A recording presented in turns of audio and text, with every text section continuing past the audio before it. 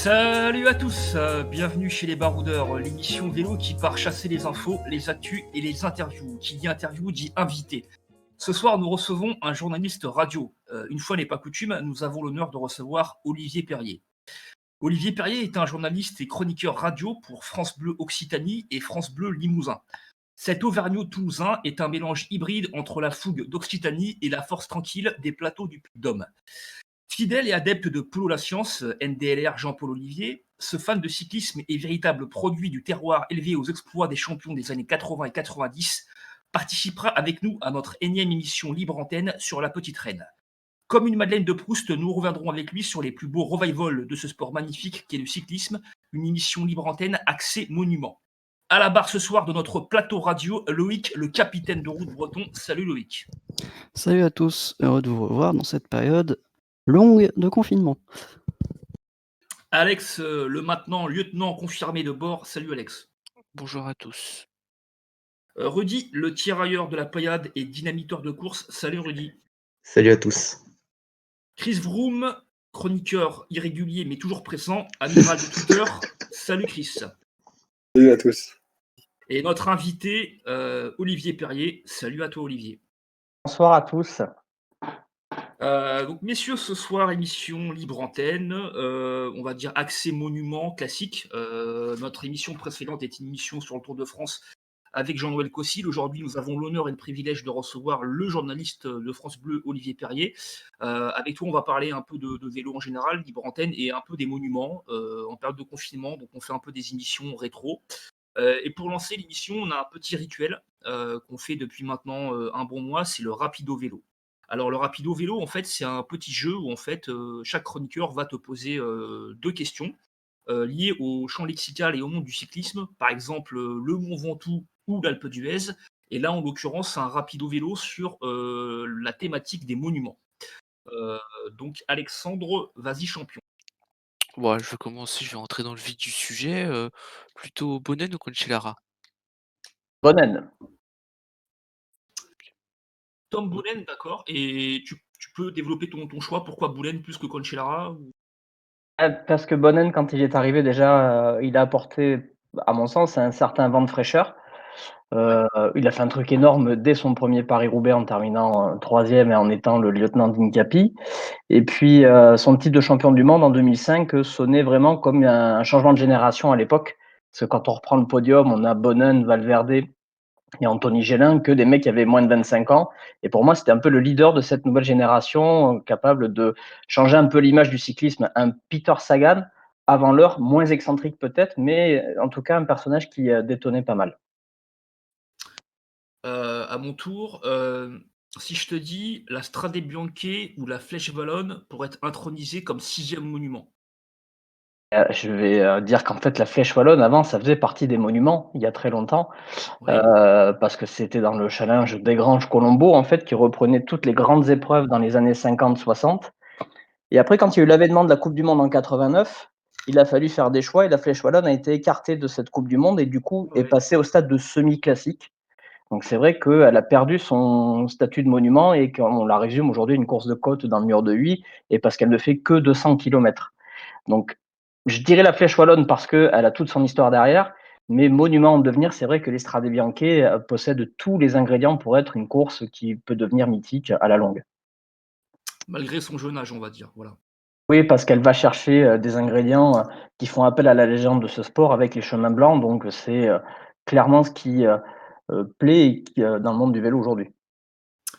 Chris Froome, à ton tour. Du coup, est-ce que tu as préféré les monuments dans les années 90 ou dans les années 2000? Ça dépend de ce qu'on situe dans les années 90. Jusqu'à la moitié des années 90, oui, parce que j'ai vibré sur les victoires de Duclos-Lassalle à Paris-Roubaix, notamment. Mais c'est vrai que sur la fin des années 90, bon, il y a quand même l'avènement de coureurs comme Bartoli et de belles épreuves aussi sur les Ardennaises, donc plus sur les années 90. Ok. Alors moi, ma question, ça va être sur le triple ardennais, plutôt Rebellin ou plutôt Gilbert? Alors, ceux qui me suivent sur Twitter savent que de toute façon, l'Amstel, je ne la mets pas dans les Ardennaises. Après, sur le triplé sur ces épreuves-là, il y en a un qui est plus flamboyant que l'autre, c'est Philippe Gilbert parce que c'est vraiment l'attaquant de base.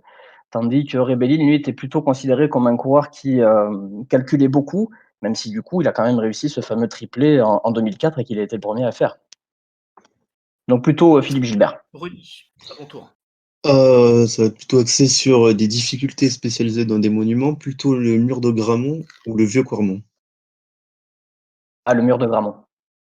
Pourtant, le vieux Quarmont, c'est un des monts les plus difficiles du Tour des Flandres parce qu'il est très long. C'est pas forcément sa pente maximale qui fait la différence, mais vraiment sa longueur. Mais moi qui justement ai découvert les classiques au début des années 90, le mur de Gramont, c'était le point stratégique du final. Et puis il y a cette image qu'on attendait chaque année et qu'on n'a pas eu cette année, cette image des coureurs qui arrivent dans le dernier virage, le mur de la Chapelle, qui est vraiment pour moi un des moments forts de la saison, donc le mur de Gramont. Deuxième et dernier tour de table pour ce rapido vélo, Alex. Plutôt parcours du Tour de Lombardie qui arrive à Côme ou à Bergame? Celui qui arrive à Côme, c'est celui où on a les difficultés qui sont les plus difficiles, entre guillemets, qui sont concentrées dans le final, donc plutôt l'arrivée à Côme. Pour, on va dire pour le patrimoine, la trouée d'Arambert ou le Poggio? La Trouée d'Arambert. Ok. Trouée, Chris? trou, Vas-y, pardon Olivier, si tu veux développer, pardon. ouais, Trouée d'Arambert parce que c'est ce qui a sauvé un peu, entre guillemets, Paris-Roubaix à la fin des années 60, quand Jacques Godet a demandé à Albert Bouvet de trouver un nouveau parcours. Et grâce à Jacques Stamelski, qui était mineur, hein, qui était capable, qui a été sous la Trouée d'Arambert et sur les pavés d'Arambert, c'est ce qui a redonné le lustre à la reine des classiques, donc la Trouée d'Arambert. Parfait. Donc là maintenant c'est à Chris. Ce que je vais te demander, le Milan-San Remo de Desmar ou le Milan-San Remo d'Alaphilippe? Et celui de Desmar, parce que ça faisait tellement longtemps qu'on attendait une victoire française. Moi, je m'attendais plus ce jour-là à Bouhanni d'ailleurs. Et Nasser a tout bien fait jusqu'à cet incident mécanique dans le final. Et il y a la surprise de voir Desmar qui surgit sur la ligne d'arrivée et qui a vraiment marqué sur le coup parce que ça faisait quasiment 20 ans qu'un Français n'avait pas gagné un monument, parce que Jalabert avait gagné le Lombardie en 97. Et puis parce que ça faisait donc voilà, c'est ça, ça faisait tellement longtemps qu'on attendait une victoire française sur un monument que c'est Desmar qui me marque le plus. Loïc, à toi Loïc. Alors plutôt victoire de Nibali sur le Lombardie 2017 ou victoire de Nibali sur le Milan-San Remo 2018? Nibali sur Milan-San Remo parce que il est allé entre guillemets montrer que sur la Primavera, c'est pas forcément une affaire de spécialiste de sprinter sur cette course, c'est ou de puncher pur, c'est le coureur tout-terrain qui est capable d'attaquer sur n'importe quelle course pour essayer de la gagner. Et du coup, je trouve que ça a donné beaucoup plus de cachet à Milan-San Remo cette année-là. Donc Nibali sur San Remo. Je vais conclure en disant Alejandro Valverde ou Moreno Argentine. Ah, et c'est Argentine parce que c'est ce qui m'a marqué moi au début quand j'ai découvert les classiques.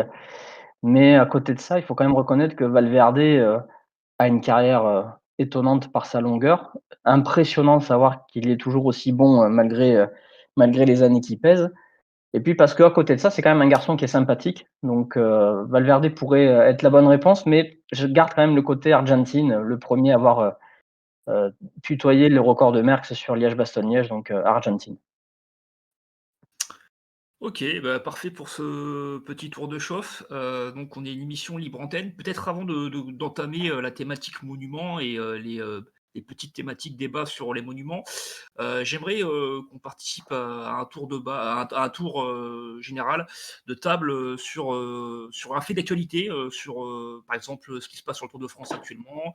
Donc là, si vous avez des questions à poser à Olivier sur ce qu'il pense, sur la course, va-t-il être maintenu, reporté, annulé, voilà, lancez-vous. Mmh. Moi, j'avais une question pour toi.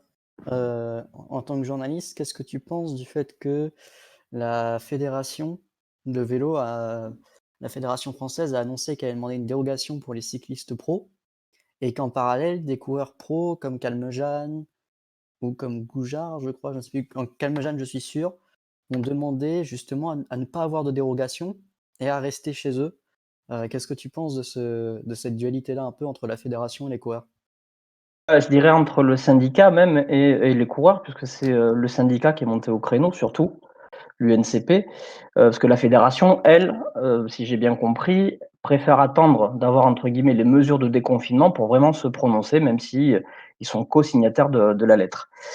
Heu, Moi j'ai trouvé que c'était une démarche assez maladroite justement de la part du syndicat, sachant qu'on ne sait pas où on en est vraiment de l'épidémie en France et savoir, quand est-ce qu'on va avoir ces mesures de déconfinement. Donc je suis plus, on va dire, dans l'optique d'un Calmejane ou d'un, Romain Bardet qui s'est exprimé là-dessus aussi, qui préconise justement la prudence et respecter jusqu'au bout les mesures de confinement et surtout, ne pas avoir de dérogation parce que les sportifs de haut niveau ont ce devoir d'exemplarité, parce qu'à partir du moment où un coureur pro va sur la route, il est possible qu'un cyclo derrière se dise: «Moi aussi je peux faire pareil de toute façon parce que je prends pas plus ou moins de risques qu'un Calmejane sur la route».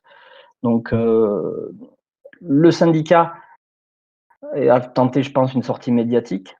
On peut pas Le syndicat ne représente pas non plus 100 des coureurs aussi, hein. Je suis pas sûr qu'un Bardet, qu'un Calmejane aient leur carte à l'UNCP. Mais j'ai vraiment trouvé la démarche du syndicat maladroite étant donné l'état sanitaire, «français» entre guillemets et puis parce qu'on est sur de la santé publique, pas juste sur un domaine particulier. D'accord. Moi j'avais une question, c'est aujourd'hui on a vu que le Tour des Flandres avait annoncé qu'ils aimeraient, replacer, la course le 19 septembre. Qu'est-ce que tu en penses? Est-ce que, tu trouves pas que c'est un peu prématuré ou que tu attends des actions plus coordonnées, Oui, j'attends des actions plus coordonnées. De toute façon, ça va être pareil par rapport au Tour de France, on en parlera. Hem, Sur la vision que j'ai moi actuellement de ce qui se passe, c'est que je vois pas en fait, on avance au jour le jour. Et donc en fait, on ne sait pas vraiment quand est-ce que, on pourra vraiment considérer que l'épidémie est derrière nous ou est en tout cas en recul. Donc, tout ça, ça me paraît prématuré en fait. Je suis presque à me dire que finalement, il faudrait peut-être une saison blanche dans tous les niveaux, hein, tous les niveaux sportifs, pour repartir, on va dire, sur une feuille, blanche, pardon, de nouveau, en 2021 et vraiment laisser, les sujets prioritaires jusqu'à la fin de l'année, c'est-à-dire la santé publique. Moi, j'aimerais savoir sur quoi ces organisateurs se basent pour se dire: «Finalement, on va pouvoir replacer la course à ce moment-là». Donc pour moi, on est vraiment dans l'abstrait, on n'est pas dans du concret pour l'instant. Un Tour de France, à huis clos, il n'en est pas question, mais par exemple un Tour de France à huis clos, si c'est la condition sine qua non pour, maintenir ce Tour de France, est-ce que tu trouves ça absurde ou, tu te dis: finalement, mieux vaut ça que pas de tour du tout»? Je trouve ça absurde dans le sens où, le Tour de France, c'est pas qu'un événement sportif. Il y a toute la dimension sociale à côté Oui. et sans ça, pour moi, c'est plus le Tour. Quand vous allez sur le bord de la route, vous avez des passionnés, hein, bien sûr, qui viennent voir la course et qui attendent, les champions toute la journée. Mais il y a tout le folklore qui est à côté, ça inspire les vacances, c'est des gens qui sont détendus. On est, en général, quand vous rentrez, vous descendez d'un col après avoir vu passer les coureurs toute la journée, personne klaxonne, ça reste bon enfant, le bouchon se découle tranquillement. C'est vraiment une ambiance qui existe pas dans les bouchons des vacances, par exemple.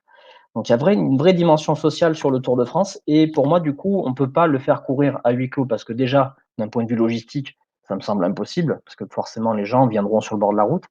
Mais surtout, c'est un mauvais signal qu'on enverrait parce que le Tour de France dépasse le côté sportif. C'est une dimension sociale à part entière. Et justement, je pense que si le Tour de France doit avoir lieu, ce sera vraiment pour marquer la fin d'une époque difficile et repartir de plus belle et dans la bonne humeur. D'accord. Tour de France d'utilité publique, hein, selon certains. Du coup, Rudy ou Chris, si vous avez des questions. Non, moi globalement ça va. Moi je peux en poser une. Est-ce que ça t'intéresserait quand même d'avoir un Tour de France avec des formes assez inégales entre les différents favoris? Ça peut entraîner une course indécise, incertaine, et du coup, ça peut être intéressant à suivre là-dessus. Même si on se dit qu'il y a une part d'inégalité, ça peut avoir une course à rebondissement et on se souviendra du coup de cette édition-là parce qu'il s'est passé des choses un peu invraisemblables. Donc ça encore, c'est pas l'aspect qui me dérange le plus dans le fait que le Tour de France ait lieu avec, on va dire, une préparation tronquée pour certains. D'accord. Mais pour toi, est-ce qu'au fond, ce serait pas si jamais on arrivait dans cette situation, ce serait pas un des tours les plus ouverts qu'on ait vu depuis longtemps, vu que un gars qui s'est bien entraîné pourrait battre un leader qui est pas en grande forme à cause du confinement parce qu'il a mal senti ou parce qu'il a mal géré son entraînement? Oui, justement, oui, ça le fait d'avoir une course ouverte, la rendra plus intéressante et plus incertaine, donc ça plaira, ça. Pour les plus anciens, ça rappelle peut-être le Tour de France 83 qui était alors pas pour les mêmes raisons, qui était très indécis, très incertain parce que Bernard Hinault n'était pas là et que du coup, on savait pas quel coureur serait vraiment en avant pour aller chercher la victoire. Donc et les gens ont gardé un bon souvenir de cette édition-là parce qu'elle a été animée et puis marquée bien sûr par, l'épisode, de Pascal Simon. Mais un Tour de France donc sur la ligne de départ où on a beaucoup d'incertitudes, en général rend une très belle course. Un peu comme l'année dernière, du coup. Enfin, l'année dernière, d'un point de vue d'aspect sportif, tous les, on va dire, tous les cadors, tous les cracks étaient un peu au tapis. Donc, du coup, c'était un peu indécis. En fait, t'avais quand Ah, même le vainqueur sortant encore qui était là. Mais c'est vrai qu'il Oui, peut ouais, avoir Froome. ça a fait la part belle aux Français. On se disait, enfin, on a un tour où les Français peuvent Les être niveaux favoris. étaient égaux, quoi. ouais, la course était incertaine, mais parce qu'il y en a qui en fait, les grosses difficultés étaient vraiment concentrées sur la fin. Heu, Quand on arrive au pied des Pyrénées, on a déjà fait la moitié de la course, donc c'est vrai qu'on se dit: «Bah, tiens, Julien Alaphilippe a fait un pas en avant pour faire un très bon classement général». Mais au pied des Pyrénées, certains le voyaient déjà comme un vainqueur possible, alors qu'on n'avait pas fait le Tourmalet, on n'avait pas fait les Alpes, donc pour moi, c'était un peu prématuré. Les difficultés étaient vraiment concentrées sur la fin, donc il fallait vraiment attendre la fin pour être, entre guillemets, «sûr» d'avoir les bons protagonistes, sur le devant de la scène pour la victoire finale. Surtout avec un Colombien élevé et né dans les plateaux à plus de 2000 mètres d'altitude, hein. Donc, on savait que ça allait être compliqué quand même pour Alaphilippe, je pense. Ouais, et puis on connaît tous la «science» entre guillemets que l'équipe, Ineos, ex-Sky, sait mettre justement dans la préparation du Tour de France et je les voyais mal, moi, se disperser justement sur tout le long de la course. Je les ai plus vus se concentrer justement sur la 3e semaine et ces difficultés à plus de 2000 mètres d'altitude qui allaient forcément, influer sur le résultat final. Et est-ce que c'est peut-être pas la dernière année de la domination de Sky comme on la connaît? Dans le sens où maintenant Froome, est-ce qu'il va revenir à son vrai niveau ou pas? Est-ce que les leaders vont encore réussir à s'entendre avec notamment la venue de Carapaz? Et est-ce que l'ambiance d'équipe qu'il y avait, notamment autour de Nicolas Portal, qui maintenant malheureusement n'est plus là, comment cette équipe va réussir à se relever de tout ça? Parce que entre la disparition de Portal, Froome qui est encore en arrière, pas les résultats du début d'année n'avaient pas été super. Comment ils vont réussir à recréer cette alchimie qu'on voyait chaque année où ils arrivaient à rouler sur le tour? Est-ce que tu penses que c'est possible? C'est vrai que l'importance de Nicolas Portal pour gérer, la stratégie, la tactique, et les égos, va manquer. Après, là-dessus, moi, je suis pas inquiet parce que c'est une équipe qui sait maîtriser, tous les paramètres. Un peu comme les Britanniques, comme la plupart des Britanniques aiment bien tout maîtriser de A à Z. Je suis pas spécialement inquiet à ce niveau-là. Vous parliez de Carapace. Carapace, on sait qu'a priori, il n'est pas prévu sur le Tour et il a été recruté pour défendre son titre sur le Giro et après, bah, Froome, c'est la vérité sur le terrain qui déterminera, de son niveau dans l'équipe. C'est-à-dire que s'il se rend compte que, bah, finalement, il n'est pas au niveau pour aller chercher sa 5e victoire, il saura se mettre au service du collectif comme il a pu le faire, avec Geraint Thomas en 2018, voire avec Bradley Wiggins en 2012, mais dans un contexte totalement différent. Donc non, je ne suis pas inquiet sur le fait qu'ils puissent ne plus «dominer» entre guillemets la course parce qu'ils ont de toute façon de la réserve derrière. Bernal, il est très jeune et il y a justement pas mal de coureurs dans la classe biberon qui fait que, ils ont prévu un plan sur plusieurs années donc non, je suis pas inquiet pour ça. Et tu crois au retour de Chris Froome? Tu penses qu'il physiquement ça peut le faire? Je peux me tromper mais parce que j'ai pas tous les paramètres, mais non, moi je c'est vraiment un énorme accident, hein, qu'il a eu sur le Dauphiné. Beaucoup de fractures, ça l'a mis de côté pendant très longtemps. Alors après, il y a toujours cette histoire de saison tronquée maintenant et qui fait que lui a pu se préparer peut-être un peu plus en Afrique du Sud avant d'être confiné à son tour. Heu, s'il y arrive, c'est un exploit formidable, fantastique, mais j'y crois pas. Il a quand même, 35 ans bientôt. J'ai plus son âge en tête, mais Ouais. c'est difficile de revenir à ce niveau-là, hein. Ils sont pas nombreux à avoir gagné le Tour de France à cet âge-là, à part, dans les époques modernes, Cadel Evans. Donc ça me paraît difficile quand même. Ok, messieurs, s'il y a encore une question un peu fil actualité, Non, ou on peut sinon, passer. moi je voudrais savoir ton avis sur, on entend beaucoup sur, les baisses de salaire, dans tous les sports d'ailleurs, mais notamment dans le cyclisme, les équipes françaises qui sont au chômage partiel, le patron de la CCC qui fait des coups de pression qui met des «coups de pression» entre guillemets, sur son équipe et le staff. Est-ce que tu redoutes tant que ça les conséquences financières ou tu relativises quand même un peu? Je relativise dans le sens où, entre guillemets, «ça n'est qu'un sport», mais il y a de l'inquiétude quand même parce que ces gens-là, beh, en fait, les coureurs, c'est comme moi, actuellement, je peux pas travailler, hein. On me décrivait comme journaliste, mais je fais ça sur mon temps libre, hein. Je suis, en fait, moi, conseiller commercial en téléphonie, donc pour l'instant, je suis au chômage partiel.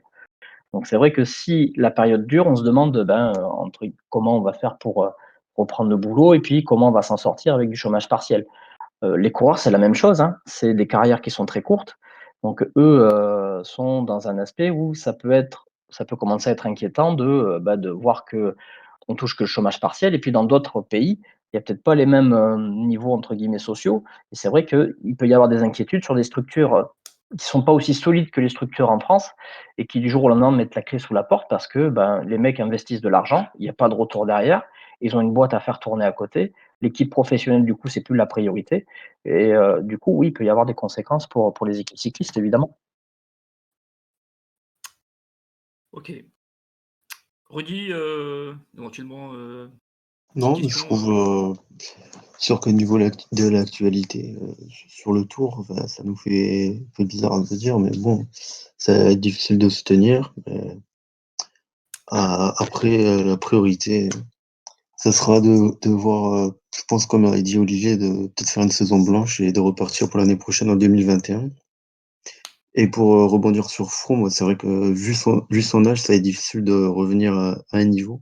Et déjà qu'il recourt, ça serait déjà une bonne nouvelle. Il a recouru à l'UAE Tour. Et pas niveau exceptionnel, mais déjà de le revoir sur un vélo, c'était déjà très bien pour lui, quoi.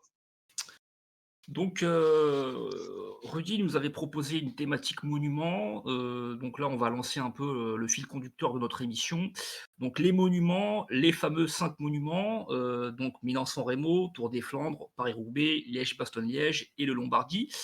Là, c'est un petit tour de table. C'est lequel des 5 monuments sont nos préférés? Et en fait, Olivier, tu vas nous donner, en fait, si tu peux, par ordre de préférence, en fait, quel est ton monument préféré, tu te classes dans quelle position, et cetera. Et puis nous, après, on posera des questions, on mettra des commentaires sur tes choix, si tu le désires. Voilà. Bah, Euh, ils ont tous leurs particularités, mais ouais, s'il fallait faire un classement, pour moi, le préféré parmi les 5, c'est le Tour des Flandres. le Tour des Flandres, d'accord. Ben, on peut en débattre. Pourquoi ce choix? Pourquoi plus le Tour des Flandres que Roubaix, par exemple? Voilà, bon, on t'écoute. Ah, le Roubaix, moi, j'ai coutume de dire que c'est la reine des classiques et le Tour des Flandres, à côté, ça reste la plus belle. Parce que forcément, la reine, c'est pas forcément la plus belle, des fois. Mais, Ouais, mais c'est vrai. le Tour des Flandres, parce qu'il y a cette atmosphère autour, moi, mon rêve, c'est d'aller justement sur le parcours du Tour des Flandres pour être dans le public et sentir cette atmosphère particulière quand vous êtes dans les monts. Le public belge, c'est vraiment un public de passionnés, de connaisseurs et c'est leur championnat du monde là-bas, hein. C'est l'événement, incontournable et il y a ce côté un peu anachronique des pavés, et à côté de ça, les monts à escalader. Donc c'est vrai, une course qui du coup est très complète et qui permet à plusieurs types de profils de s'exprimer. Les Flandriens pur sucre, entre guillemets, les Flamands, les Flandriens. Mais quand vous êtes un bon coureur complet, des fois, vous avez la possibilité de bien s'illustrer. Je pense à Nibali ou Valverde ces dernières années, ou un Gianni Bugno capable de gagner sur le Tour des Flandres, alors qu'il avait gagné quelques années avant un Tour d'Italie et fait un podium sur le Tour de France. Donc, il y a cette atmosphère. La Belgique, c'est un pays de vélo et c'est le plus gros événement chez eux, et ils savent le mettre en valeur. Donc, pour moi, puis c'est le vélo du printemps, c'est vraiment le monument que je préfère. Et si Mais par exemple, on te dit voilà, il y a 5 monuments, on doit en couper un, on revient à 4 monuments. Donc 4 monuments, tu dois en couper un, lequel tu cuts et lequel, entre guillemets, tu te débarrasses entre guillemets de quel monument? je quitte le vélo dans ces cas-là, on peut pas en couper un. Non, non, mais je sais, je sais, mais là c'est un petit jeu, c'est fait Tu exprès. lui crèves le cœur. C'est pour mettre un peu de piment dans les questions, mais si jamais tu devais délaisser un monument, lequel serait-elle? Tu me dis aucun en fait, pour le coup. Moi, je peux pas. Déjà que je trouve que justement, en garder que 5, c'est surtout par rapport à cet événement de coupe du monde il y a 30 ans, et qu'on a mis de côté des vrais classiques monuments comme la Flèche Wallonne, Paris-Bruxelles aussi, au profit à l'époque d'épreuves un peu exotiques comme la Wincanton Classic en Grande-Bretagne, ou le Grand Prix des Amériques au Canada. On a entre guillemets coupé ces monuments pour essayer d'en créer de superficiels ailleurs dans le monde. Donc ouais, non, c'est compliqué parmi les 5 qui restent entre guillemets d'en couper un. Pour moi, comme je disais, en fait, ils ont chacun leur spécificité, leur particularité. C'est impossible d'en enlever un. Alors à l'inverse, si tu devais en rajouter un sixième. Euh, Heu, En fait, il faut savoir que on décide ce qui devient un monument. En fait, un monument, c'est pas juste une course, c'est toute l'histoire qui va l'accompagner à côté. C'est soit entre guillemets, on remet la Flèche Wallonne à sa place, OK. soit effectivement après on fait grandir un peu plus les Strade Bianche, parce que comme je le disais tout à l'heure, il y a toute une atmosphère autour de cette course qui rappelle le vélo d'antan, qui fait que que comme le vélo, c'est un sport qui vit beaucoup sur sa nostalgie, pardon. C'est vrai qu'elle a les ingrédients pour devenir très vite le sixième monument, mais c'est l'appellation monument, il faut pas la galvauder non plus, quoi. Donc il faut vraiment qu'il se passe des choses extraordinaires pour que ça devienne incontournable. Mais quand on prend l'édition, par exemple, que gagne Tish Benoît devant Romain Bardet, c'est clair que quand on voit une édition comme celle-ci, on se dit cette course-là, elle mérite de ne jamais disparaître et de monter en grade. Ouais. Donc on valide le Tour des Flandres pour Olivier. Du coup, Alex, Coco? Enfin, ouais? je voulais dire, par rapport, bah, on va parler des Strade Bianche ou des Assen classiques, tu penses quoi de la situation actuelle de Paris Tour? Paris Tour, elle a, elle a subi cette espèce de guéguerre entre ASO à l'époque et l'UCI en 2007-2008, où ASO entre guillemets tentait de prendre la main sur le vélo en associant d'ailleurs Unipublic, l'organisateur de la Vuelta qu'ils ont racheté derrière, et RCS, en disant bon, ben, en fait, on veut nos propres règles, et puis nous en France, on veut que ça se fasse de cette façon-là au niveau des contrôles antidopage et tout le reste. Puis finalement, ça a changé de gouvernance chez ASO, qui fait que ça s'est rapproché de l'UCI, donc ça a aplani un peu le truc. Et quand les épreuves d'ASO sont sorties du Pro Tour à l'époque, donc le Tour de France n'était plus dans le Pro Tour, Paris-Roubaix, Paris-Nice, Paris-Tour, quand il a fallu réintégrer ces courses-là, ben Paris-Tour a été entre guillemets sacrifié. Et pour moi, c'est un regret, parce que même si cette classique n'a pas le prestige d'un Tour de Lombardie en fin de saison ou d'un Tour des Flandres en début de saison, ça reste une classique historique qui s'adresse certes à un type de coureur, les sprinteurs, mais pas que, hein, parce qu'il y a eu des arrivées par le passé où les baroudeurs ont réussi un peu à inverser la tendance, comme Virenque en 2001. Donc Ouais, pour moi, mythique, ouais. puis c'était vraiment une édition incroyable. Vent dans le nez toute la journée, l'échappée avec Jackie Durand toute la journée. Enfin bref, il y avait tous les ingrédients pour que finalement cette classique reste une épreuve à part. Là aujourd'hui, ils arrivent à la maintenir à peu près à 220-230 km pour qu'elle garde un côté sélectif et puis il y a ces chemins de vigne qui, ont un peu, animé la course ces derniers temps. Mais, Paris-Tours, on parlait de monuments, ça faisait partie aussi des grandes classiques. Il faudrait pas que ce soit une classique en péril, quoi, et ce serait dommage de l'avoir, continuer à «baisser» entre guillemets dans le calendrier. La faire courir le même week-end qu'un Tour de Lombardie, par exemple, c'est juste impossible pour moi. Tu peux pas avoir le samedi le Tour de Lombardie et dimanche Paris-Tours. C'est, heu, c'est quelque chose qui colle pas. Il faut vraiment qu'elles aient chacun leur week-end pour que, bah, des mecs soient capables d'aller, jouer la victoire en Lombardie et pourquoi pas mettre le bazar, sur Paris-Tours. Mais est-ce que le problème, par exemple, ne se pose pas aussi avec la Flèche Wallonne, si jamais la Flèche Wallonne veut redevenir un monument? Dans le sens où, la Flèche Wallonne, qui est 3-4 jours avant, Liège-Bastogne-Liège, c'est trop court. Est-ce que ce serait pas mieux d'inverser Flèche Wallonne et Amstel, par exemple? Dans le calendrier? Ouais, heu, ou pas. En fait, la Flèche, elle est prisonnière de son statut de entre guillemets «semi-classique» maintenant parce qu'il faut pas qu'elle dépasse les 200 kilomètres. Hem, est-ce que, avant, il y a très longtemps, existait le week-end ardennais où justement, Liège-Bastogne-Liège était couru la veille de la Flèche, wallonne, et la Flèche wallonne, c'était vraiment la course qui permettait d'avoir les plus grands champions. Est-ce que, parce que ça se courait le même week-end et sur des épreuves de 250-260 kilomètres. Donc c'était une autre époque. Mais,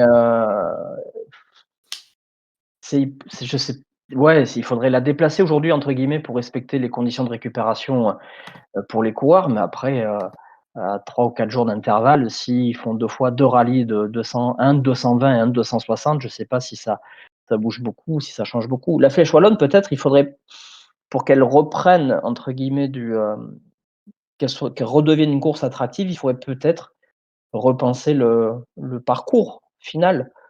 Peut-être ne plus arriver en haut du mur de Huy et faire un peu comme l'Amstel a fait ces derniers temps, c'est-à-dire que, au lieu d'arriver en haut sommet du Cauberg, on fait une partie de plaine derrière, ou même Liège-Bastogne-Liège l'année dernière, pour que la course redevienne un peu plus indécise. C'est passé un temps, la mode, c'était justement d'avoir des courses de côte dans le final. Huy, l'arrivée, au mur de Huy, l'arrivée au Cauberg sur l'Amstel et l'arrivée au sommet de la côte d'Ans à Liège-Bastogne-Liège. Aujourd'hui, parce qu'on se dit: «Putain, c'est spectaculaire, finale en côte et tout, ça se joue vraiment au dernier moment». Mais est-ce qu'il faut un mélange de tout?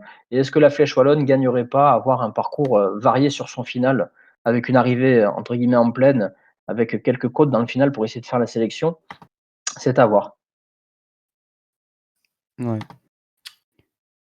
Après, Ok. pour revenir à ce que tu disais sur les parcours, après est-ce qu'on risque pas d'avoir que des courses sur le modèle un peu, même si San Remo je caricature, parce que San Remo il y a que de la plaine avant.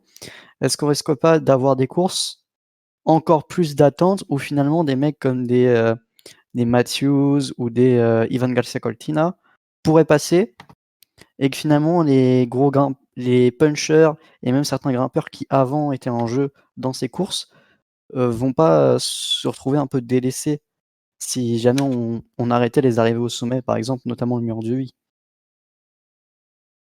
À voir, ça dépend de ce qu'on veut faire du parcours avant, il y a plein de aujourd'hui, on est vraiment sur des structures hyper professionnelles où les coureurs savent cibler leur objectif et du coup ont des équipes à leur entière disposition. Donc, il y a quelques années encore, il pouvait y avoir un peu de place à l'improvisation.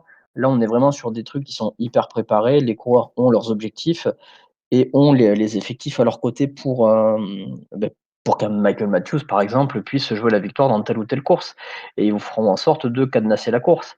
Après, c'est compliqué de répondre à ça dans le sens où il faut une classique doit garder entre guillemets le même carcan, le même type de parcours, mais de temps en temps doit essayer de varier un peu le menu pour que ça redevienne un peu attractif. Un bon restaurant, si vous y allez régulièrement et que vous mangez la même chose parce que le chef il excelle sur cette spécialité, c'est bien, mais au bout d'un moment, on va se dire: «Bah non, finalement, j'en veux plus de ton machin parce que j'en ai trop bouffé». Il faut essayer un peu de varier le truc avec goût, et il faut faire ça sur les classiques. Le Tour des Flandres qui a modulé son parcours plusieurs fois sur le final ces dernières années ou les années avant, ça permettait de rebattre les cartes, pardon, justement. Donc, il faut voir ce que ça donne. Si, ça donne une course très ouverte, eh ben, on repart sur un nouveau parcours, et puis si on se rend compte que finalement, eh ben, on se retrouve sur des courses qui restent un peu monotone au bout d'un moment, et bien on rechange les parcours derrière. On essaie de, il faut varier en fait les choses pour que ça reste quelque chose d'intéressant à suivre. Bah, c'est un peu l'exemple de Paris-Roubaix qui chaque année essaie d'ajouter un nouveau secteur ou même le Tour qui des fois va chercher des secteurs pavés ou des chemins de terre ou des cols spéciaux. Pour toi, faut toujours chercher des nouveaux passages ou est-ce qu'il faut pas revenir à des endroits plus mythiques par exemple? Il faut un peu de tout. Il faut garder, ce qui fait, le mythe d'une épreuve, mais de temps en temps, il faut, aller chercher effectivement la nouveauté. Vous parliez du dessin du Tour de France, c'est clairement ça qui a été proposé, bah, sur le parcours de 2020 par exemple, ou même sur les parcours, de l'année dernière où, on va garder des schémas classiques comme le Tourmalet, le Galibier, le col de Vars ou autre, et de temps Ouais. en temps, à côté, on va aller chercher des nouveaux cols parce que Thierry Gouvenou va faire un peu de veille sur les forums des cyclos pour dire: «Bah, tiens, il y a tel col là dans cette, Ouais, ouais. dans cette région qui Tu est fais, plutôt pas mal», et tu fais il référence, notamment référence à la planche des belles filles, peut-être sur le Ouais, Tour. des cols comme ça, le mur de Péguerre en Ariège qui, finalement, arrive sur le parcours du Tour de France. Il y a des épreuves aussi qui défrichent un peu les parcours, ici, Paris-Nice. dans la route d'Occitanie ici en région toulousaine où le Bah, port de c'était Balès quoi? a été le port de Balès par Le exemple a col été qui est à côté de Mazamet, là, j'ai oublié. Le pic de Nord. Pic de Nord, ouais, oui c'est le ça. ouais, Qui était là, le la route pic de Nord. d'Occitanie avant le Tour de France. Alors le pic de Nord, lui, on l'avait découvert il y a plusieurs années encore dans le Tour de l'Aude féminin, sur la route de Sud aussi à l'époque. Et sur le Critérium international aussi, qui est une belle épreuve qui aurait jamais dû disparaître du calendrier. Donc oui, il faut, que ces petites épreuves-là ou ces épreuves régionales aillent défricher des terrains pour que ça donne de l'intérêt au Tour de France. Donc oui, il faut un mélange de tout en fait. Il faut de la nouveauté pour que les coureurs, découvrent un peu, quelque chose, d'incertain, même si, ils vont aller faire des repérages, ils vont aller voir comment ça se passe sur le terrain aujourd'hui. Mais et puis garder à côté de ça tout ce qui fait le mythe d'une épreuve. Donc pour le Tour de France, les grands cols, et aller chercher effectivement ces petites côtes, dans des coins méconnus, qui animent un peu la course. Col de la Lose, c'est ça? Il y a le col de la Lose pour le Tour de France 2020. Je sais pas Oui. si t'es C'est ça. Ouais, qui était Gouvenou utilisé la première fois au Tour de l'Avenir l'an dernier. et Gouvenou qui disait que ça participait à la modernisation justement, du Tour, voilà. Avec, Complètement, parce que ça va chercher qu'un terrain nouveau et ça apporte un vent de fraîcheur tout en respectant, on va dire, le cahier des charges, d'un Tour de France. OK, on reste sur la thématique, classique et monument, c'était Rudy qui nous avait proposé cette, superbe thématique, du coup, 2 coureurs emblématiques, des monuments notamment de Paris-Roubaix et Tour des Flandres, que sont Tom Boolen et Cancellara, vrais champions du milieu des années 2000. Alors on va la faire courte et simple, Olivier, tu es plutôt team Boonen ou team Cancellara? Bonan, hein, comme je disais tout à l'heure, je change pas d'avis du coup, pour les raisons que j'ai apportées tout à l'heure. Et puis, parce que j'avais vraiment pris de la sympathie pour ce coureur, pour ce garçon. Par exemple, quand, sur Paris-Roubaix 2016, j'étais un des plus déçus de ne pas le voir gagner son 5e Paris-Roubaix, qui en aurait fait le seul recordman de victoire sur cette épreuve, et puis dire à De Vlaeminck que voilà, il y a quelqu'un qui est meilleur que toi aujourd'hui et il est belge. Tu as pas arrêté de le débiner pendant toute sa carrière, donc aujourd'hui, Boonen, il est capable d'en avoir gagné 5. Oui, oui, oui. Après, le regret on parle de duel Bonnen-Cancellara, mais la seule fois où ils étaient entre guillemets à 100% chacun pour s'affronter, c'était 2010. Oui. Et peut-être que Cancellara, il n'était pas à 100%, mais à 110 ou 120%. Mais Ouah. Ah, On se gage sur un cela terrain ne très nous glissant. regarde cela ne nous c'est la, regarde pas, hein. mais sur un Paris-Roubaix, par exemple, à part 2006 peut-être, que Cancellara gagne et où Bonnen est un des acteurs, et on les a jamais vus vraiment à 100% chacun dans un duel sur la course. C'est un coup, c'est Cancellara qui gagne parce que bah, il domine l'épreuve et Bonnen est un peu moins bien, ou l'inverse, quand Bonnen gagne, c'est parce que en 2009, par exemple, Cancellara, il est beaucoup moins bien aussi. Donc, ils ont marqué la décennie parce qu'ils se sont partagés les victoires sans pour autant s'affronter entre Oui. guillemets d'homme à homme. Mais est-ce que tu On a eu penses... 2008 Ouais, aussi, qui 2008, était, ouais. avec Balan, les trois, ils ont 2008, fait. Cancellara, il était un peu 2008 ou 2009, je crois. C'est même, il y a une image de lui dans le Tour des Flandres où il monte un mont à pied parce qu'il est à la ramasse, quoi. Donc on les a jamais vus vraiment s'affronter sur les pavés du coup de Paris-Roubaix à 100% de leurs moyens chacun. Mais est-ce que tu penses pas aussi que c'est le fait que, par exemple, Bonnen ait longtemps été à la Quick Step, notamment dans ces dernières années, qui a fait que Bonnen a pu peut-être prendre l'ascendant sur Cancellara, qui n'a jamais eu des équipes 100% consacrées sur les classiques. C'est-à-dire que si Cancellara était venu à la Quick Step, par exemple, peut-être qu'il aurait pu aller chercher les 5 Paris-Roubaix. Euh, Je sais pas, parce que chez CSC, quand même, il avait des équipiers qui tenaient la route. Hein. Quand on prend des mecs comme O'Grady, par exemple, il avait quand même une équipe assez solide autour Il de lui. avait le Euh, total leadership sur les classiques. Oui, je suis d'accord, mais ce que je veux dire, c'est que, par exemple, quand Bonnen était à la Quick Step, tu avais une équipe de 30 coureurs, et sur ces 30 coureurs, tu en avais entre 15 et 20 qui étaient concentrés soit sur les classiques, soit sur le sprint. Et la Quick Step a toujours eu cette histoire de jouer peu sur les grands tours, mais vraiment d'avoir une culture des victoires sur les classiques et de victoires sur les monuments. On le voit avec des Alaphilippe, même des Jungels qui auraient pu jouer des générales, mais qui ont décidé de jouer des classiques. On le voit avec les prodiges qui sortent, Asgreen, etc. Evenepoel fait exception, mais globalement, la Quick Step a ce rôle-là sur les monuments. Et est-ce que tu penses que justement le fait que Bonnen soit allé à la Quick Step, ça l'a aidé à gagner, ça l'a aidé à gagner plus que s'il n'avait pas été à la Quick Step ou dans une autre équipe? Ah, ça a dû jouer forcément, bien sûr. C'est parce que et puis Patrick Lefebvre a fait beaucoup pour le faire signer chez Quick-Step en 2003, alors qu'il avait encore un contrat chez US Postal notamment. Après, chez US Postal, il avait Dirk De Mol comme directeur sportif, qui est un ancien vainqueur de Paris-Roubaix. Et puis, c'est une course. Dans cette équipe, on jouait aussi la gagne sur Paris-Roubaix avec Incapi. Donc, il avait de toute façon, lui, intrinsèquement, les moyens de bien figurer. Donc, oui, quand tu vas dans la Quick Step, tu vas dans la meilleure équipe, tu as un peu plus de confort. Après, quand c'est Lara, il n'est pas à plaindre non plus, vu le nombre de Paris-Roubaix ou de Tour des Flandres qu'il a gagné.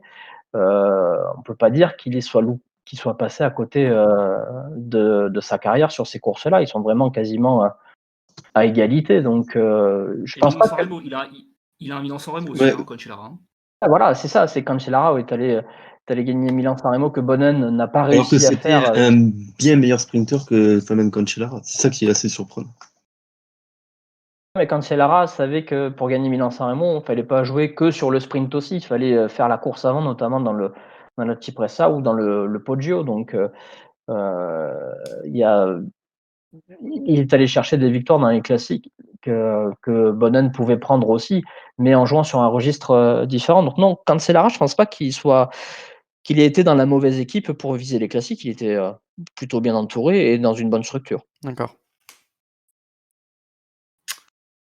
Alex, Chris ou Rudy, si vous avez une question complémentaire par rapport à cette époque-là, à ce duo mythique, Non. du coup. Ah. Moi, j'en ai une deuxième pour le coup, mais tu parles de la déception de 2016 avec le duel entre Heyman et Bonnen. Mais est-ce que tu penses que si Bonnen avait gagné, il aurait un statut encore supérieur à aujourd'hui? Ou au fond, sachant qu'aujourd'hui il est déjà considéré comme une légende et on parle de ces duels toute la saison, toutes les classiques entre 2008 et 2014-2015 peuvent se résumer à un duel entre Bonnen et Cancellara quasiment. Et c'est comme ça que c'est dans l'imaginaire populaire. Mais est-ce que tu penses que si Bonnen avait gagné en 2016, ça aurait été vraiment celui qui avait dominé par rapport à Cancellara ou ça n'aurait pas changé grand-chose?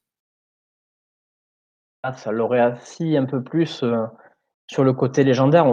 Tu l'as dit, il avait déjà le statut de légende sur ces épreuves-là. Je pense que là, s'il gagne le 5e Paris-Roubaix, il peut dire en descendant du vélo, en descendant du podium au Vélodrome, allez, c'est bon, cette fois-ci, j'arrête, quoi. Et je reste sur ce succès. Et puis là, il est définitivement dans la légende parce qu'il quitte la carrière sur une victoire dans Paris-Roubaix. Donc, ça aurait été un plus, c'est sûr. Après, le fait qu'il ait perdu la course ce jour-là, en tout cas, ça n'a pas abîmé justement sa notoriété ou son image. Ça a même gardé un peu plus de sympathie en disant que finalement, bah, il a pas réussi l'objectif ultime. Mais non, je pense pas que ça aurait abîmé, entre guillemets, sa légende. Je pense même que ça l'aurait vraiment mis de façon définitive dans les spécialistes des classiques de pavé. Gagner 5 fois Paris-Roubaix en étant le seul et en étant le co-recordman de victoire sur le Tour des Flandres avec ses 3 succès. D'accord. Par exemple, je vais te poser une question. Tom Boonen a été champion du monde.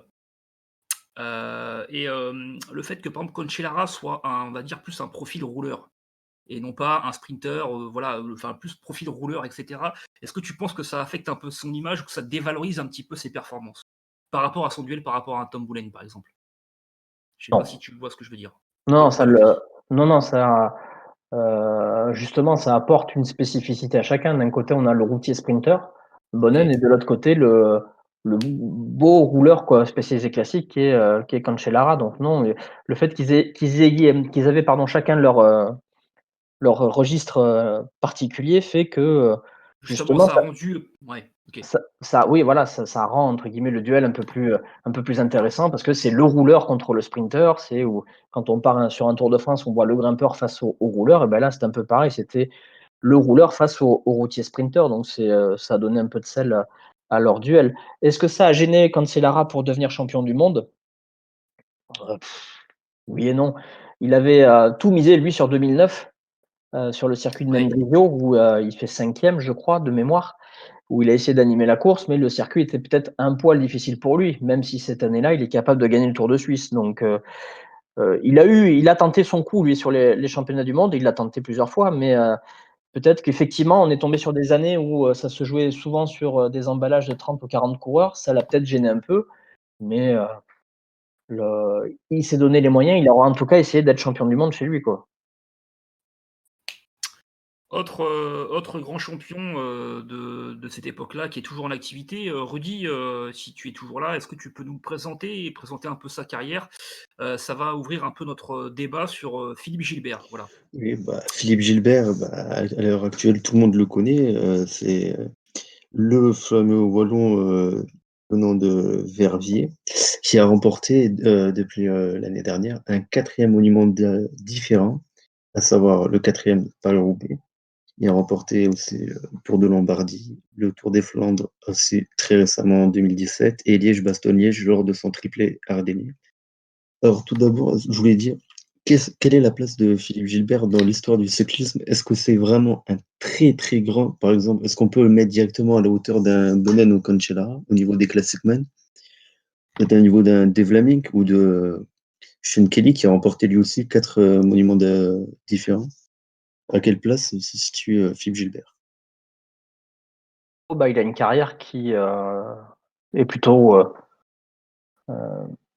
récente et bien fournie quand même. Il a un sacré palmarès, hein. Il lui reste Milan-San Remo à gagner parmi les monuments pour vraiment que, il ait fait le tour complet des classiques.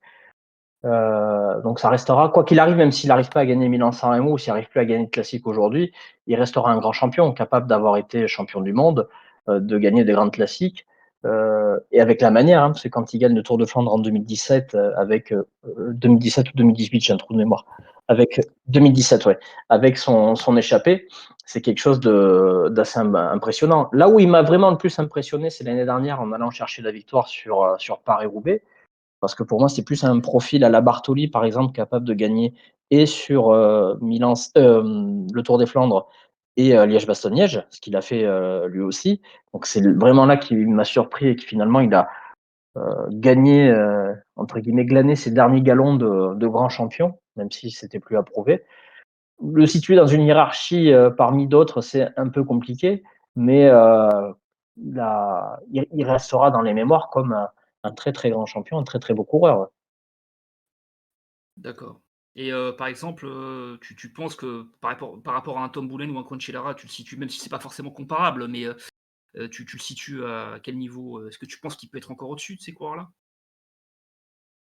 Il pourrait être au-dessus s'il gagne à Milan-San Remo, où du coup, lui, il pourra se dire: «Ben, moi, j'ai gagné les 5 monuments et du coup, je suis un peu plus complet que ces coureurs-là». Donc oui, sur ce sens-là, oui, c'est vraiment, à la fin, s'il gagne sur la Via Roma, il peut dire: «Ben, moi, j'ai gagné les 5 monuments, c'est bon, je peux y aller, j'ai fait plus que ces coureurs-là». Après, là où il est, exemplaire aussi, c'est sur sa longévité. Il est pro depuis 15-16 ans maintenant. 2003. Donc c'est aussi. Ouais, c'est ça, donc 17 ans même. Donc c'est quand même quelque chose de fabuleux d'avoir une telle longévité et d'être capable de jouer la gagne aujourd'hui sur des grandes classiques, aujourd'hui encore. Donc ça un champion en tout cas qui marquera son époque, la décennie actuelle et qui pourra dire: «Moi sur 2 décennies, j'ai été capable de briller, quoi». Et tu le vois capable de s'imposer à Milan-San Remo? Tu penses qu'il a encore le punch nécessaire? Parce que bon, il va pas s'imposer au sprint face à Ewan, son coéquipier, mais tu le sens capable d'aller le chercher? Dépendre des circonstances de course, ça peut dépendre de la météo, ça peut dépendre de plein de choses. Milan-San Remo, c'est, peut-être la plus indécise de toutes parce qu'elle peut, il y a plusieurs facteurs qui vont rentrer en ligne de compte. S'il fait mauvais, s'il y a la pluie, du vent, des trucs comme ça peut rendre la course plus sélective depuis la Cipressa et lui peut marquer, entre guillemets, la course à ce moment-là et puis, s'envoler dans le Poggio. Mais c'est sûr que s'il s'échappe dans le Poggio avec, 3 ou 4 coureurs très rapides avec lui, ça va être compliqué donc, c'est pour ça que c'est un défi intéressant pour lui d'aller gagner là-bas parce que, intrinsèquement, c'est pas la classique qui lui correspond le plus. Mais finalement, Paris-Roubaix, c'est pas celle qui lui correspondait le plus et il est allé la chercher. Donc, il a en tout cas les ressources mentales pour aller jouer la gagne sur cette Donc pour épreuve. toi, il faudrait qu'il aille, un peu à la ma comme il a fait avec Paris-Roubaix, qu'il fasse une échappée avec, par exemple un Nils Politt ou, je sais pas moi, un qui ont qui Il faudrait qu'en tout cas que la course soit vraiment soit sélective ou soit rendue difficile. Et sur Milan-San Remo aujourd'hui, on peut compter que sur la météo pour la rendre entre guillemets difficile parce que c'est des équipes aujourd'hui qui vont cadenasser la course au moins jusqu'à la Cipressa. Si on était sur le parcours qu'on avait au début 2010-2011 avec la montée du Mali notamment, qui était située à 80 ou 90 km, là il y avait un peu plus d'incertitude et ça rendait la course clairement plus sélective. Donc là, il avait un profil type vraiment pour mettre le bazar et jouer la gagne. Aujourd'hui, le parcours qui est proposé, c'est plus difficile, donc il faut rendre la course, un peu plus indécise. Maintenant, comment faire? Il faut avoir un coureur qui soit du même niveau que lui et qui enflamme la course avant lui ou avec lui. Est-ce qu'il a pas surtout changé de profil? Est-ce que c'était peut-être plus facile au début de sa carrière de briller sur Milan-San Remo qu'à l'heure actuelle? Et plus se transformer sur un classic man sur les Flandriennes plutôt que sur les Ardennaises et qu'il a moins ce punch qui pourrait sortir du Poggio comme un Alfi par exemple ou un Nibali. Il y a moins Je cette suis puissance qu'il y avait en début de carrière. pas un spécialiste, du physique, mais c'est sûr qu'avec les années, un coureur est moins explosif. Il est, plus entre guillemets «turbo diesel», donc c'est sûr qu'il a plus le même punch qui permettrait de faire la différence sur un Poggio, sur une grosse attaque. C'est compliqué, donc c'est pour ça que je pense qu'il rende il faut qu'il ait une course plus indécise lui, pour pouvoir faire la différence face à effectivement un Alaphilippe par exemple, dans le Poggio qui aura beaucoup plus de fraîcheur que lui. Après, on peut prendre, l'exemple inverse avec un Valverde qui, malgré ses 38 ou 39 ans est capable d'avoir encore pas mal de punch pour jouer la gagne sur une Flèche Wallonne ou sur un Liège-Bastogne-Liège. Donc, c'est, le fait que les classiques aient pas eu lieu cette année, ça laisse encore plein d'incertitudes en fait. Je pense que ça aurait pu être intéressant de le voir cette année. Après, l'année prochaine, ça sera plus compliqué parce il aura un an de plus, forcément, bon, comme tous ses adversaires aussi, hein. Mais quand on arrive à un certain âge, ça devient un peu plus critique. Il avait pas plus de chances d'y arriver chez Quick-Step plutôt que chez Lotto. Heu, ouais, oui, parce que après il faut, c'est à voir. Après cette année, Alaphilippe était pas prévu sur Milan-San Remo, donc il avait entre guillemets «de la place» pour avoir le leadership, sur l'épreuve. Après la Lotto Soudal, c'est pas une équipe de manche non plus. Donc c'est sûr que De Koning Quick-Step a une culture des classiques un peu plus marquée, mais l'équipe Lotto, c'est pas non plus dégueulasse, quoi. Il y a Degenkolb qui est un ancien vainqueur de Milan-San Remo dans l'effectif. Il y a un Tiesj Benoot qui est un beau coureur de classique aussi, donc ils ont cette culture des classiques aussi. Ouais, Donc En fait, il est un peu barré des 2 côtés parce que si on regarde, à la Deceuninck, il y a des Alaphilippe, des Stybar qui peuvent légitimement prétendre tout autant que lui à Milan-San Remo. Puis s'il va à la Lotto, il est plus barré par les sprinteurs avec Ewan, Degenkolb, et autres spécialistes de classique qui peuvent aussi prétendre à Milan-San Remo. Donc finalement, il semble pas vraiment avoir de meilleur choix à faire. Bah, moi, je trouve, par contre, la Quick-Step, je pense qu'il y aurait, c'est quand même Philippe Gilbert, il est très aimé dans l'équipe. Et je pense que si Philippe Gilbert, il dit en début de saison, je veux gagner Milan-San Remo, laissez-moi au moins mon dernier objectif dans ma carrière. Je pense que les Jungles ou Alaphilippe, tout ce que Gilbert a fait aussi quand même pour eux, par exemple, je sais pas, Philippe Gilbert qui avait aidé Alaphilippe sur Paris-Nice, par exemple. Mais je pense vraiment que il ferait tout pour que Gilbert gagne une dernière fois. Alors, il y a vraiment un esprit de groupe collectif qu'il y a sur les classiques, qu'il n'y a pas autre part. Et je pense que la Q7 pourrait plus apporter à Philippe Gilbert que la Lotto aujourd'hui, même si la Lotto, bien évidemment, avec les T. Wellens, les Benoît, c'est vraiment une belle équipe tout de même. Ok. Enfin, aujourd'hui, on dit une bêtise parce que Tige Benoît Ouais, est il a la passé chez San Remo. chez Sunweb. Donc, oui. Mais On a eu même un la, Wellens, la saison était très la courte. saison, on n'a pas eu le temps de s'habituer, même s'il a fini deuxième de Paris. C'est ça. un Wellens par exemple, même un Wellens par rapport à un Gilbert, sur le Milan-San Remo, même Wellens a pour moi un meilleur profil que Milan-San Remo, que Gilbert sur Milan-San Remo. Dans le sens où Wellens a un punch que pour moi Gilbert a plus forcément, mais surtout Wellens, il a une pointe de vitesse et une capacité à rouler, même si on a vu que la capacité à rouler de Gilbert était pas à remettre en question. Wellens c'est peut-être plus, mais peut-être a plus de punch et surtout pourrait mettre une accélération plus tranchante que Gilbert, je pense. Sur un 100 MO, peut-être dans le Poggio ou même dans la Cipressa si jamais ça venait à partir de loin. Mais pour moi, même l'Auto Soudal, il est bloqué et sur le terrain des punchers et sur le terrain des sprinters avec Ewan et Degenkolb. Sachant que Degenkolb a déjà remporté Milan-San Remo, si je ne me trompe pas. En 2015, oui. Ouais. Il a gagné, oui. Ouais. Bah, ça aurait pu être justement au contraire intéressant, c'est que l'équipe Lotto, elle présente plusieurs cartes au départ et justement, elle peut rendre la course plus indécise. Elle envoie un Philippe Gilbert à l'attaque à l'avant et derrière dans le peloton, on se dit: «Bah, tiens, si je roule, je vais m'exposer à un contre de Wellens ou favoriser peut-être la victoire de Caleb Ewan». Donc est-ce que je vais vraiment envoyer toute la force de mon équipe pour aller chercher Philippe Gilbert? C'est ça qui aurait pu être aussi intéressant. C'est vrai. Ok, a-t-on fait le tour sur Philippe Gilbert?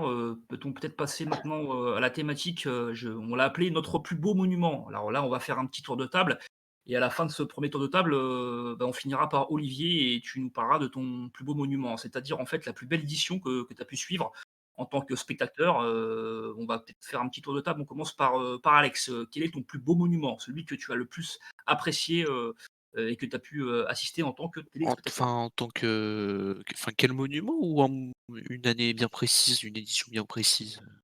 Par exemple, moi, ça va être le Lombardie 2018 avec Pinot, c'est par Ah oui, exemple. bah, alors Voilà. si je suis chauvin, je me mettrais d'accord avec toi, je dirais le Lombardie 2018 parce que voir Thibaut lâcher Nibali dans le Civiglio après ce qui s'est passé en 2017 et en 2015, ça fait plutôt plaisir.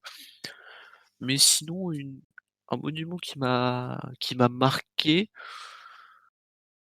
le je dirais, j'en choisirais 2. Je dirais, Paris-Roubaix 2016 et le D'accord, Tour des Flandres 2017. d'accord. Est-ce que tu peux expliquer, brièvement pourquoi, ces choix? Alors Tour de France, Tour de France, Tour lapsus Tour des Flandres. révélateur. Tour des Flandres. Tour des Flandres, ben, déjà, l'épopée de Gilbert, moi j'y croyais pas parce que pour moi, bon à l'époque j'étais pas encore grand spécialiste de cyclisme, mais pour moi, Gilbert c'était le mec qui avait gagné au Mont des Alouettes au Tour, donc je me demandais qu'est-ce qu'il foutait là? Je pensais pas, capable de pouvoir gagner le Tour des Flandres et puis, quand j'ai vu Sagan tomber, dans le vieux Quarmont, si je me trompe pas, C'est ça, c'est le vieux Cormont, la dernière ascension du vieux Cormont. avec Naesen et c'est qui Van le 3e? Avermaet. Van Avermaet, j'ai fait: «Ah ouais quand même». Mec, c'est pas n'importe qui, quoi, c'est Gilbert. OK, très bien. 60 km, 60 km en échappée, puis sa petite célébration en levant le vélo sur la ligne d'arrivée à Oudenarde, ça m'a bien fait kiffer. Et puis pour Paris-Roubaix 2016, bah tout simplement parce que l'édition était folle, que c'était pas que c'est l'échappée qui a gagné aussi, parce que bon, c'était Eman, et puis même je crois pas il y avait aussi Boassenhagen qui était arrivé dans le groupe final, qui était lui aussi de l'échappée, ou qui du moins Oui, des était groupes parti plus dans ou un moins au départ, ouais. qui Enfin, était l'échappée dans un avait mis qui était énormément de temps à se mettre avec nombreux échelons dès le début de course. oui, avec Chavanel et Greppel, enfin voilà. Enfin, et puis cette arrivée à 5 dans le Vélodrome, quand tu les vois attaquer dans les 5 derniers kilomètres tour à tour, et puis tu vois Eman qui met pas un coup de roue, qui finit par gagner, c'était vraiment du beau cyclisme. Merci Alexandre. Chris, on espère que tes problèmes de micro sont réglés. On t'écoute pour ton choix. Ouais, donc moi, évidemment, Paris-Roubaix 2016 était incroyable.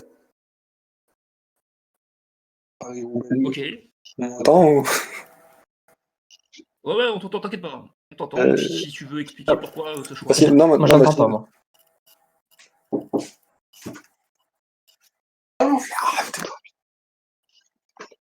Chris, est-ce que c'est bon? Sinon, plutôt parler de Paris-Roubaix de 2013, parce que du coup, moi, je suis assez fan de Seb Van Mark, et c'était la première fois qu'il arrivait pour la gagne, du coup, à Roubaix, avec Fabien Cancellara.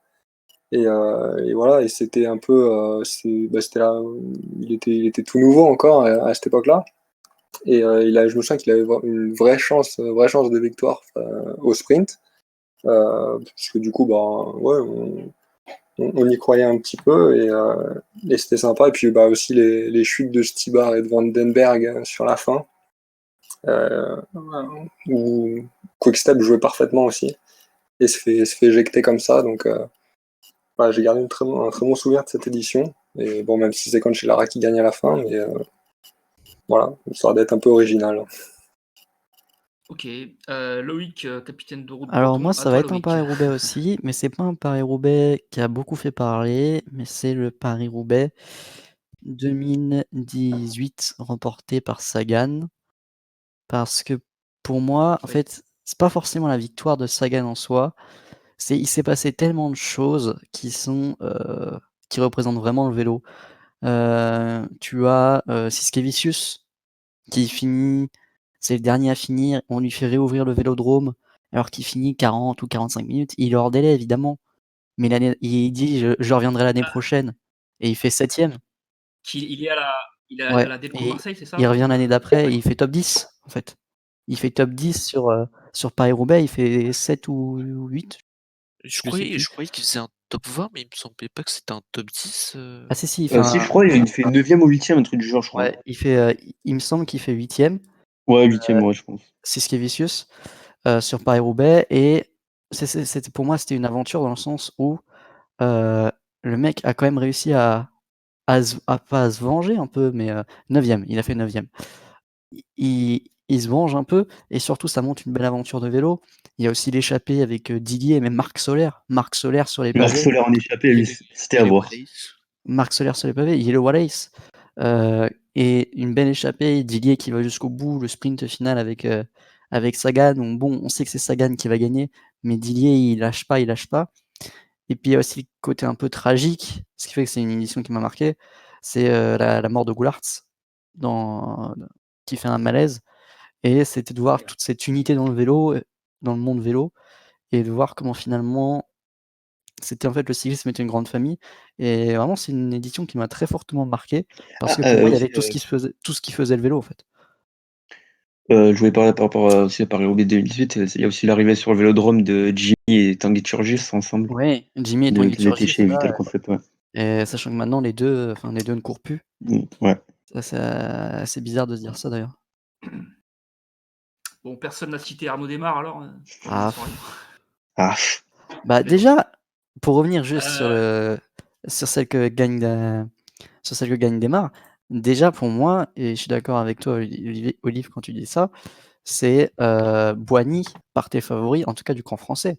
Même tu vois sur le sprint au début, il dirige le sprint, il est plus rapide, etc. Et sans ce souci mécanique, Boigny gagne, mais Boigny n'aura jamais de chance. C'est comme ça. Voilà. Rudy, Ah quelque chose je vais pour le essayer d'être podium. original parce que tous les monuments nous ont tous marqués, ce que disait Alex ou Loïc ou Chris, à savoir Paris-Roubaix 2016, le Rando 2017, c'était quand même très fort. Alors allez, je vais essayer d'être à peu près original, je vais dire tout de même le Lombardie 2016. C'est pareil, je trouve, le Tour de Lombardie qui est l'un de mes monuments préférés, qui est dans la fin de saison. Et franchement, le Tour de Lombardie 2016 m'avait marqué. Déjà, c'était la première édition que j'avais regardée. Et je sais pas, le décor est assez différent des autres monuments. C'est vraiment quasiment en montagne. Le lac de Com, les longs cols. 2016, c'était là que c'était l'arrivée à Bergame. Et aussi le Romain Bardet qui était là pour la gagne. On y croyait à l'époque. Il finissait deuxième du tour et il jouait la gagne dans un monument. C'était pas rien non Il plus. avait gagné une classique italienne avant, en plus, il me semble, où il s'était fait une belle placette. Il avait fait Ouais, c'est deuxième possible. il avait fait Milan-Turin, deuxième peut-être. d'Estrade Non, aussi. mais Stradé, c'était en 2018. Ouais. Je crois, Ouais. 2000. Non, mais peut-être Milan-Turin ou un truc dans le genre. Je crois Oui, que les c'est trois vallées possible. Varesines ou quelque chose comme Ah ça. oui, oui, exact, ouais. Ouais. C'est possible. Et aussi, je crois que je suis pas sûr, mais normalement, je crois que c'est le premier monument d'un Colombien, Esteban Chavez, qui conclut une saison mais formidable, qui fait podium du Giro et de la Volta. Aujourd'hui, Esteban Chavez, ça redevient un Qui grimpeur disparaît. lambda. Voilà, c'est triste à dire, mais il y a 4 ans, c'était un des meilleurs grimpeurs du monde, quoi. Mm. Il y a qui finit, enfin, je voulais Ok. juste conclure, enfin, le podium. Tu as Diego Rosa aussi qui est devant Fabio Roux. Fabio Roux qui était le leader d'Astana, et c'est Diego Rosa qui l'emmène tout le temps. Il roule depuis le début du tour pour lui, pour Rosa. Et Rosa en difficulté, Rosa, il est pas, il devient plus fort que Fabio Aru, qui avait fini, je crois, aussi podium. Non, qui n'avait pas fini podium, il avait fini juste à la fin du top 10 du Tour 2016. Oui, oui, alors pour te préciser, c'était Romain Bardet qui avait fait deuxième du Tour d'Émilie, pas des trois vallées Varesines, et Deuxième du Tour 2000. voilà, et qui avait fait quatrième du Tour de Lombardie cette même année. Le troisième, c'était qui déjà? Bah, c'était Rossa. Rossa non, c'est Uran. le deuxième. Uran, ah oui, c'est Gobert Uran qui était deuxième. Je sais pas pourquoi, comme deuxième j'avais Dan Martin, mais je sais pas pourquoi. Et il y avait aussi un autre Colombien, je crois, qui finit dans les 10 premiers. Je sais plus, un Miguel Flores ou un autre Colombien. Ou Rodolfo Torres. Torres, Rodolfo Torres, ouais. Torres de Landroni, ouais. Et on va écouter le choix de notre invité Olivier. Ce sera un Paris-Roubaix, mais celui de 1994, Ah, gagné par André Hitchmill. C'est un Paris-Roubaix particulier parce que Gilbert Duclos-Lassalle visait la passe de 3 et beaucoup y croyaient à l'époque parce qu'il était dans une condition exceptionnelle, peut-être même plus fort que sur ses 2 premières victoires. Mais il a eu une insigne malchance en tombant dans Arambert déjà, où il a été gêné par un caméraman et comme le pavé était boueux, il a glissé et il chute. Donc il se retrouve avec une roue cassée dans la trouée sans pouvoir être dépanné rapidement. C'est Francis Moreau à l'époque qui l'avait dépanné. Il crève à un autre endroit plus tard dans la course avec Franco Ballerini sur le même secteur alors qu'ils avaient dominé Paris-Roubaix l'année d'avant. Donc ça ajoute à la dramaturgie de l'épreuve. C'est le premier Paris-Roubaix que moi j'ai regardé à la télévision avec des conditions météo difficiles, avec la pluie. Donc c'est les pavés boueux. Il y a même eu de la neige au départ à Compiègne. Donc c'était vraiment un Paris-Roubaix particulier. Et puis il y a cette attaque de Schmil à plus de 60 km de l'arrivée. Johan Museeuw qui revient derrière lui à 10 secondes, 8 secondes même pendant quelques kilomètres, mais qui n'arrive pas à faire la jonction et puis qui prend un éclat derrière, une défaillance et qui termine assez loin. Et Schmid qui s'impose en solitaire avec une course qui a duré assez longtemps du coup, parce que la moyenne n'était pas élevée à cause de la pluie et des conditions météo. Et c'était vraiment, pour moi, je me dis, Paris-Roubaix, c'est vraiment le truc à part parmi quand même les classiques, c'est un truc d'un autre âge, même si après j'ai découvert les autres classiques au fur et à mesure et l'importance d'un Tour des Flandres. Mais ce Paris-Roubaix-là, 94, c'était vraiment quelque chose d'assez incroyable à vivre et avec un scénario complètement fou. Donc ouais, le monument pour moi de ces 30 dernières années, ça va être Paris-Roubaix 94. Tu te rappelles du trio Mapei? Je sais pas, ouais. 96, oui, avec ça aurait pu être même un quadruplé parce que Ballerini était très fort, Ouais. mais était victime d'une crevaison, donc du coup les 3 autres l'ont pas attendu et s'est retrouvé un peu plus loin derrière. Mais il y avait une domination outrageuse cette année-là. Après, il y a eu d'autres triplés où là, ils avaient plus joué avec les tactiques de course pour mettre les mecs sur le podium. Mais c'est vrai que cette année-là, c'était outrageux, je crois que c'est le mot qui va bien en fait. Il dit: «Putain, les 3 ils s'en vont comme ça craint quoi» et Ouais, puis bah, ouais. finalement, la victoire se joue, on se dit: «Bon, bah, c'est Museeuw qui gagne parce que c'est le leader, parce que c'est comme ça et qu'ils font pas un sprint pour marquer le coup». Tu te dis: «Bah, ouais, ils marchent un peu sur la légende des types en faisant ça». Mais ouais, je me souviens de ce triplé-là et c'est pas ma victoire préférée de Museeuw. Je préfère celle de 2000 par exemple, où il gagne en solitaire en prenant sa revanche sur la course, plutôt que celle-ci. OK, donc là, on clôture, la thématique, classique et monument. Il nous reste, on va dire, 5-10 minutes d'émission. Du coup, retour à la libre antenne, messieurs, si vous avez des questions, un peu plus libres, sur le cyclisme en général à poser à Olivier, n'hésitez pas. Est-ce que toi, il y a un coureur en particulier, quel est le coureur en particulier qui t'a amené vers le cyclisme? Enfin, ça a été quoi ta première figure dans le monde du cyclisme? En Fignon.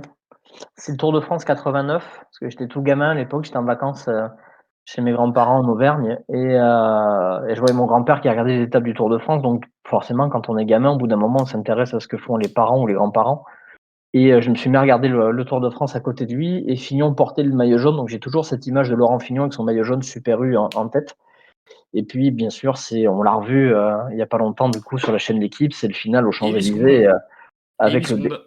les 8 secondes, voilà, le décompte de Patrick Chêne en direct et puis le fait qu'il perde le Tour de France. C'est ma première émotion sportive. C'est la première fois que j'ai pleuré ce jour-là devant la télé. C'est vraiment le truc qui m'a amené à aimer le vélo.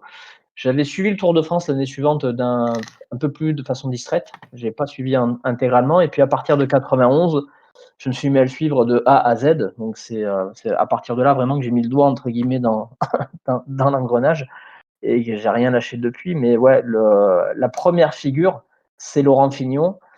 Après, Greg LeMond derrière, même s'il avait battu Laurent Fignon, moi j'avais pas d'animosité envers lui. J'aimais bien même son équipe Z. Après, mon grand-père m'avait acheté le maillot d'ailleurs. Et c'était une équipe qui me plaisait beaucoup. Donc la première figure, c'est Laurent Fignon. La première idole, on va dire Lemon, mais après ça a été Jalabert? Jalabert. Ouais, Jalabert parce que j'ai grandi du coup en région toulousaine ensuite, donc c'était le régional quoi, c'est, le mec Il est de de il est la de région de il est de Mazamet, Ouais, ouais, Mazamet, ouais. à côté Et de là, je crois qu'il vit à Montauban, là, maintenant? c'est ça, ouais, il s'est installé à Montauban. Jalabert parce que, bon, contrairement à la légende qui court sur lui, c'est pas le sprinter devenu, d'un coup grimpeur. C'était vraiment un coureur complet avant même, qu'il passe chez les professionnels. Il était considéré comme un coureur passe-partout avec une belle pointe de vitesse, un peu dans le registre d'un Sean Kelly aussi. Heu, il est allé gagner des courses qu'on ne gagnait plus avant, des classiques comme Milan-San Remo, jouer la gagne sur un Liège-Bastogne-Liège et puis bon, il y a le Tour d'Espagne qui gagne derrière. Alors après, il y a toute une zone d'interrogation autour de lui, bien sûr, avec l'équipe ONCE et puis, ce qu'on sait après coup, évidemment.